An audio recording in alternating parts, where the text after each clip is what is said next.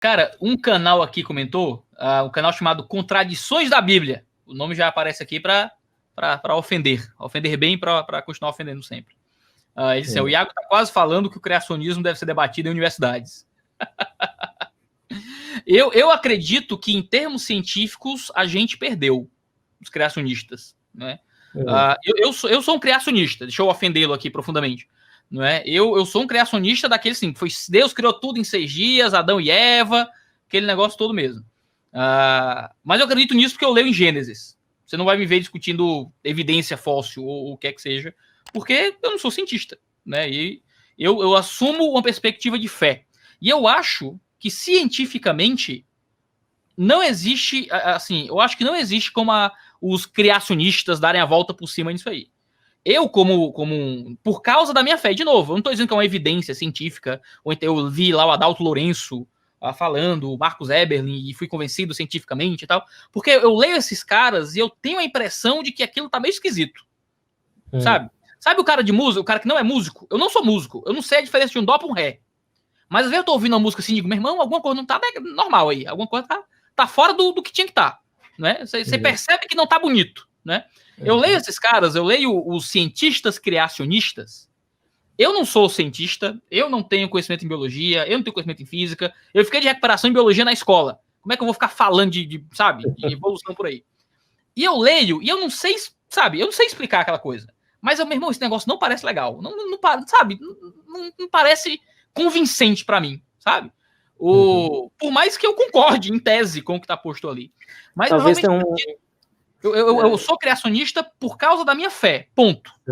Talvez tenha uma ambiguidade a ser desambiguada aí, que é criacionismo e fixismo, né? Fixismo é a crença de que as espécies animais e plantas e todas as espécies vivas não mudam com o tempo, que elas ficam a mesma coisa, são estáticas no tempo. Sim. E foi isso que o Darwin derrubou. Agora, criacionismo, ao menos pela etimologia, sugere uma criação por um ser superior. Claro, sim, que eu não acredito, mas aí está fora da alçada, não tem... Você falou aí do critério do Popper, da falsibilidade, é infalciável, não tem como investigar isso. Então está fora da alçada da ciência. Então, talvez você não acredite em fixismo, que as espécies foram fixas durante o tempo que elas estão aqui, mas você é criacionista nesse sentido de achar que Deus criou? Eu não, assim, o argumento científico evolucionista é muito convincente para mim. E quando eu comecei a estudar neurociência, quando eu estudar DNA, esse tipo de coisa, se tornou ainda mais convincente para mim. Porque o argumento fóssil, eu sempre disse, cara, eu nunca estudei muito, então a distância permite respostas fáceis. Então, eu sempre dizia, cara, isso aí tem os argumentos e simplesmente existem explicações diferentes para o registro fóssil, ponto. Né? E a distância me dava essa liberdade de pensar nisso. Mas quando eu comecei a estudar mais sobre neurociência, questões de DNA principalmente, eu comecei a ser muito apresentado a argumentos evolucionistas que eu nunca tive capacidade científica de refutar. Né? Tem um conjunto de argumentos que eu traduzi em 2008, até hoje eu estou esperando a resposta dos criacionistas. Nessa época eu debatia bastante com os criacionistas, conheço esses nomes que você citou, ninguém respondeu. Chama 15 Joias da Evolução. Um dia eu chamar um desse programa, eu leio aqui os argumentos para ver se eles respondem. Né? Quem estiver curioso, procura aí no Google 15 Joias da Evolução. Tá lá uma série de evidências de por que a biologia moderna defende que as espécies evoluíram. E é bem claro, assim, a biologia molecular surgiu e se mesclou à genética e depois a evolução juntou. Então, é uma base muito sólida. Eu lembro de quando eu aqui para deixar guardado para mim, para eu ler aqui. Certo. Eu lembro que eu expliquei para um amigo físico e matemático a teoria da evolução em detalhes. Que eu estava numa época muito paciente, eu falei, tem isso, tem aquilo outro. Tem o desenvolvimento dos fetos, tem os fósseis, tem a evolução molecular, tem, né, como a gente sabe como acontecem as mutações, a gente sabe que a maioria das mutações é neutra, algumas deletérias, e a minoria é vantajosa para a sobrevivência. Quando eu terminei de explicar isso tudo, ele que é físico falou, olha, na física, não são muitas teorias que têm tanta evidência quanto essa aí da biologia. Então o físico me falou isso, eu não sei tanto de física, o que eu sei é do ensino médio também, mas está aí para dar uma base. Tudo que eu sei de física desconsidera o atrito. Tem uma piada antiga que é o físico tentando fazer biologia. Aí o físico me explica as galinhas. Fala, não, primeiro você presume que as galinhas são esferas no vácuo. Aí ele explica. É tipo isso. Existem muitos teólogos no Brasil, teólogos muito bons, que têm interpretações evolucionistas do livro de Gênesis, digamos assim. Não é que são criacionistas, mas não são fixistas, usando a linguagem que eu aprendi nesse momento. Não é? Tem uma associação brasileira, que é a ABC2, que é a Associação Brasileira de Cristãos na Ciência, que é um movimento, eu acho que não tem criacionistas fixistas no movimento. Eu acho que todo mundo é evolucionista nesse sentido, né? Mas que crê em uma força criadora que, não como uma hipótese científica, mas como um caminho de pressuposto possível no fazer ciência. Né? Me chama a atenção que o jeito de fazer ciência tenha que presumir sempre um tipo de naturalismo para dar respostas para além daquilo que é ciência. Você pode argumentar que houve um processo naturalista de seleção natural, de adaptação, mutação e tudo mais. Só que isso é usado muitas vezes como uma prova da inexistência de uma força que guiou esse processo ou o que é que seja. Opa, ele já saiu da ciência, já entrou em metafísica. Você está tentando fazer construções metafísicas a partir de uma perspectiva científica, que é difícil lidar com isso, não é? Agora o pessoal da ABC2 não, eles conseguem ler Gênesis de uma perspectiva que é altamente compatível com as visões científicas dominantes, digamos assim, né? É uma coisa que eu não consigo fazer ainda na minha leitura de Gênesis. Talvez eu chegue lá um dia, ainda não é a minha leitura, né? E nisso eu virei um dualista terrível, assim, porque é uma das áreas da minha vida que eu me sinto um dualista completo. Porque em tudo na minha vida, eu tento encontrar coerência entre a minha fé e a minha razão, digamos assim.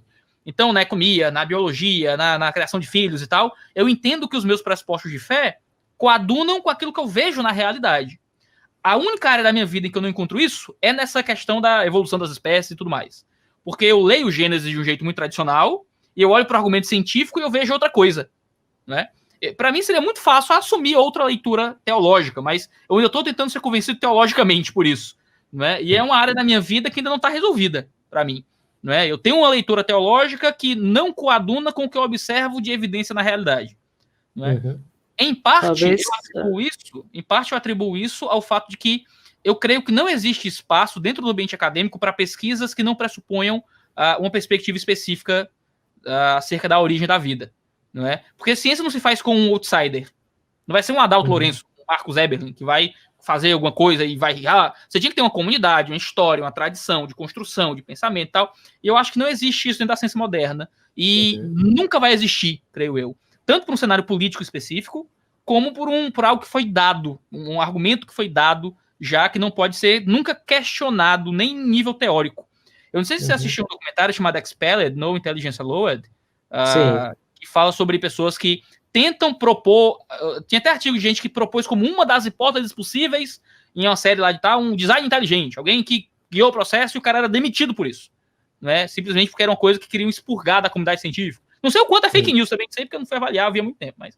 Né, pelo menos aqui é o cenário. Anos já, né? Esse documentário já tem uns 15 anos. Eu lembro eu assisti, eu não gostei, mas eu acho que uma coisa que pode ajudar bastante é ler entendidos de biologia, como o Francis Collins, que o Malafaia tentou usar contra mim, citando errado, que o Francis Collins nunca falou nada que me contradissesse sobre genética da homossexualidade. E nem que eu seja importante, eu só citei os papers, como você falou do Átila lá. E tem o Francis Collins, que acredito que seja um cristão não católico, não sei qual denominação, e tem o Kenneth Miller, que é católico.